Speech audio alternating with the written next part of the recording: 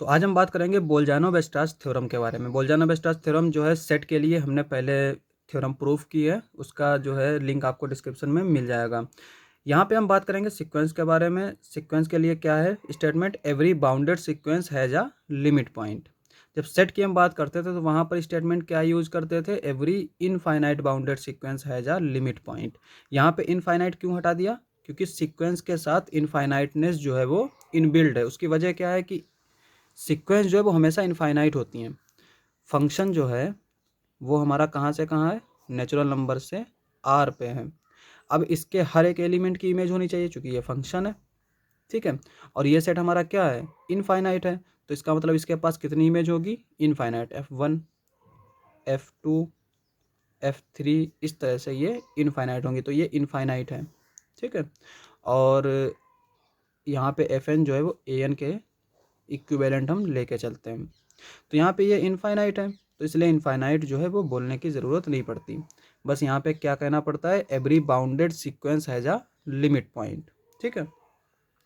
अब यहाँ पे सीक्वेंस की लिमिट पॉइंट क्या होता है वो हम जो है पिछले डिस्कस कर चुके हैं, लेकिन यहाँ पे हम डेफिनेशन इस्तेमाल करेंगे तो हमने लिख ली है।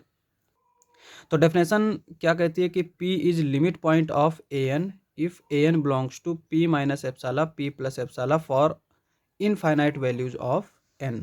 ये डेफिनेशन है लिमिट पॉइंट की।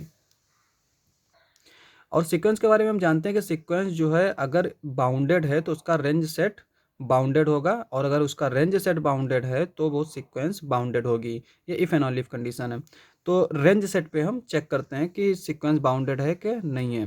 रेंज सेट क्या होता है, चूंकि सीक्वेंस हमारी क्या है, एक फंक्शन है नेचुरल नंबर से आर का, और फंक्शन की रेंज हम निकालना जानते हैं, तो वही जो है वो सीक्वेंस की रेंज हो जाती है। यहाँ पे एफ ऑफ एन जो है वो ए एन हो जाएगा, और ए एन की जो वैल्यू आएगी वो रेंज सेट बनाएंगी, और जो है वो रेंज सेट अगर बाउंडेड है तो हम कहेंगे कि सीक्वेंस भी हमारी बाउंडेड है। अब यहाँ पे रेंज सेट के चूंकि हमें बाउंडेडनेस चेक करनी, तो रेंज सेट के पास कितनी चॉइस हो सकती हैं, वो एक सेट है। सेट के पास दो ही चॉइस होती हैं, या तो वो फाइनाइट होगा या फिर वो इनफाइनाइट होगा। इनफाइनाइट में भी चॉइस होती हैं काउंटेबल अनकाउंटेबल, लेकिन यहाँ पे हम सिर्फ दो चॉइस लेंगे, फाइनाइट और इनफाइनाइट, ठीक है। Case first, if range set is infinite then by Bolzano Weierstrass theorem for set. हमने सेट के लिए जो है वो प्रूफ किया है, आप वहाँ जाके देख सकते हैं। Range set must have limit point the sequence a n has a limit point. अगर इसका रेंज सेट इनफाइनाइट है, ठीक है, और सीक्वेंस चूंकि बाउंडेड है, सीक्वेंस बाउंडेड है तो उसका रेंज सेट भी बाउंडेड होगा, ठीक है। और यहाँ पे अगर रेंज सेट इनफाइनाइट है और रेंज सेट बाउंडेड है, तो बोल्जानो-वेस्टास थ्योरम क्या कहती है कि जो है every infinite bounded set has a limit point. तो इसके रेंज सेट के पास लिमिट पॉइंट होगा, और अगर इसके रेंज सेट के पास लिमिट पॉइंट होगा तो सीक्वेंस के पास भी लिमिट पॉइंट होगा। तो इनफाइनाइट के लिए तो हमारा ये ट्रू हो गया। अब हम यहाँ पे केस सेकेंड देख लेते हैं। If range set is finite, then there exists alpha belongs to R such that an is equals to alpha for infinite many values of n. So alpha is a limit point of the sequence. ये क्या कहना चाह रहा है कि अगर कोई range जो है ना वो फाइनाइट है, हम यहाँ पे एग्जांपल ले लेते हैं, ए एन इज इक्वल्स टू -1 की पावर n, ठीक है। ये हमने यहाँ पे एग्जांपल ले लिया। अब इसका रेंज सेट क्या आएगा, रेंज जो है वो आएगा हमारा 1 -1। ये हमारा इसका रेंज सेट आ जाएगा। रेंज सेट क्या होता है कि इसका हम पूरा पहले सीक्वेंस लिख लेते हैं, -1 1 -1 1।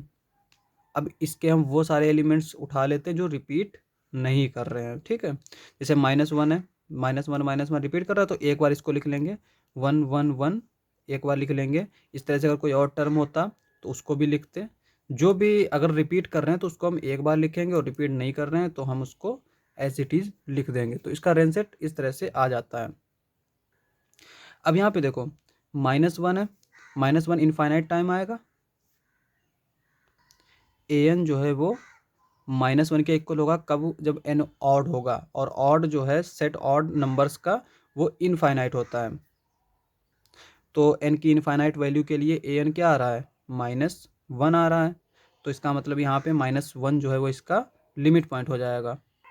क्योंकि सीक्वेंस हमारी क्या होती है, इनफाइनाइट होती है, और रेंज सेट अगर उसका फाइनाइट हो गया तो इसका मतलब उसमें कोई ना कोई एक एलिमेंट ऐसा होगा जो रिपीट करता होगा, ठीक है। और अगर रिपीट नहीं कर रहा होगा तो रेंज सेट हमारा इनफाइनाइट रहेगा। जैसे एग्जांपल के तौर पे यहाँ पे हम ए एन ले लेते हैं 1/n, ठीक है। अब अगर हम इसका रेंज सेट निकालें, रेंज ऑफ ए एन, तो ये हमारा क्या आ जाएगा, n is equals to 1 put करेंगे तो 1 आएगा, 2 पुट करेंगे तो 1/2 आएगा, 3 पुट करेंगे तो 1/3 आएगा, 4 पुट करेंगे 1/4, इस तरह से ये चलता रहेगा। तो ये इसका रेंज सेट आ गया।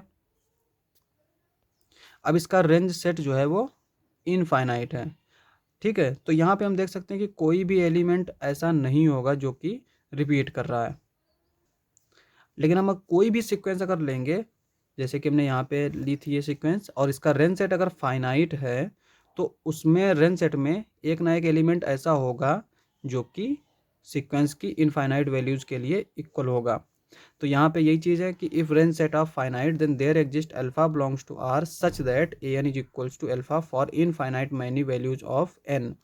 अब यहाँ पे हमने डेफिनेशन क्या देखी थी रेंज लिमिट पॉइंट की, कि P जो है वो लिमिट पॉइंट होगा ए एन का if A N belongs to P minus epsilon comma P plus epsilon for infinite values of n, ठीक है।